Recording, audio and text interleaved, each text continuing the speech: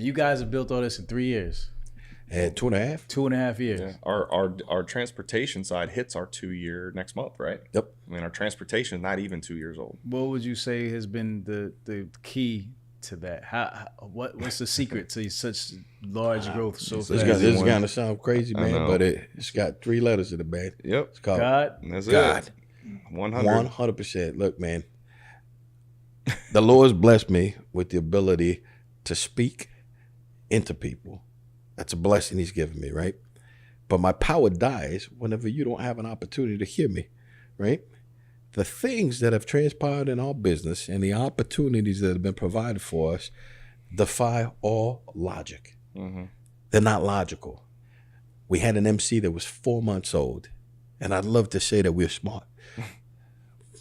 But for a Fortune 10 company, I want you to understand this, the largest automobile manufacturer on the freaking planet, not in the U.S., they're in 170 countries on the planet, allowed us to be one of 12 carriers out of 750,000 carriers to service them on a long-term evergreen contract.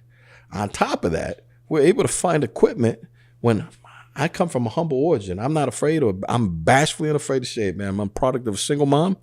I was born and raised by a single mom. I lived in Dade County, Florida. Didn't have anything. I didn't have a pot to piss in, man. I joined the service because I had to, because I wanted to learn something, right?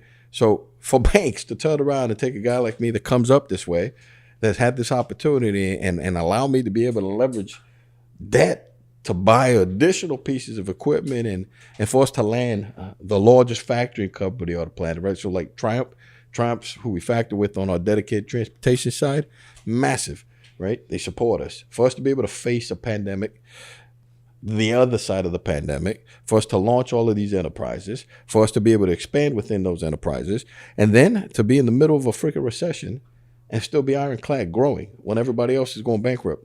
It's crazy. It defies all logic, man. Everybody's afraid to buy a truck. We're buying trucks.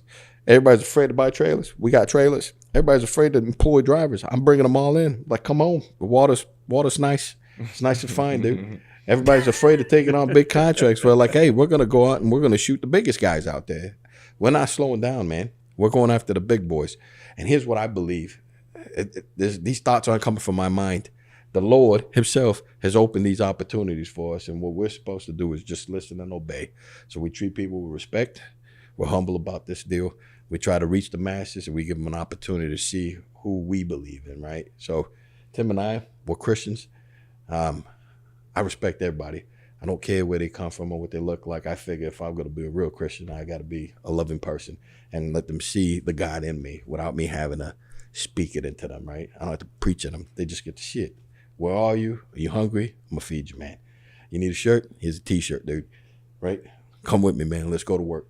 Let's get down, right? That's our mission. And if we keep it that way, the Lord blesses us. I worry for nothing. Mm-hmm. Nothing. Everything's falling out of the sky, man. Mm-hmm. It really has, dude. It's crazy. It gives me chills, man. Every time I think about it, like there's only so far that we could have done this on our own ability. Yep. And everything else that's happened is just magnificent. It's crazy to us. Every day I wake up and I think about it. And then fear sets in at times when we're looking at like, hey, what's the next move? How are we gonna, and poof, idea pops in. Here's how we're gonna maneuver. We pray about a lot of stuff, man. Yep. We pray about all of our people. We pray about our relationships. We pray about our families, man. We pray about our kids. We pray about time and how do we balance this. Hiring decisions. Like, hiring decisions. How we pray. Customers we keep. Man. Internally. We want to make sure we're doing the right thing because that's really what's important. Here's the one thing I told you at the very beginning of this conversation, right? Who's our enemy?